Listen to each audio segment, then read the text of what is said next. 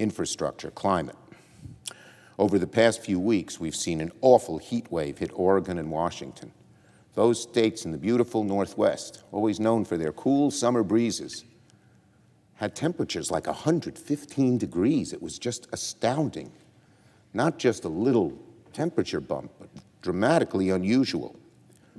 Temperatures in the Pacific Northwest climbed so high that power cables melted and roadways cracked in two.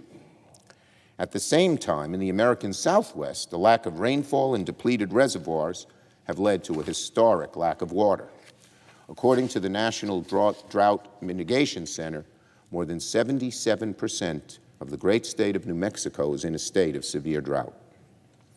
As climate change continues to worsen, extreme weather like this, unfortunately, is only becoming more common, putting our agriculture, our infrastructure, our economy, and our people's health at grave risk.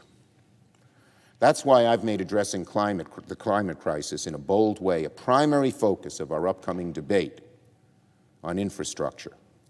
We're working with great urgency to make this happen. And we're going to do it in two ways.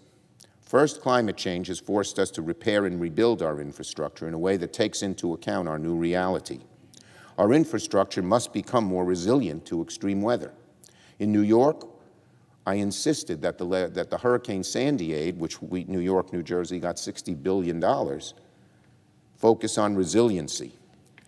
And as we've rebuilt from Hurricane Sandy using those federal dollars, we've done it in a way that makes flooding in downtown New York City and Long Island less likely.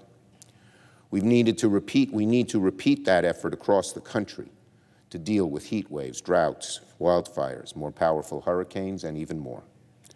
But second, we must use infrastructure investment to combat climate change itself, not just make ourselves more resilient. If it keeps getting worse, resiliency goes up, global warming gets higher, resiliency goes up.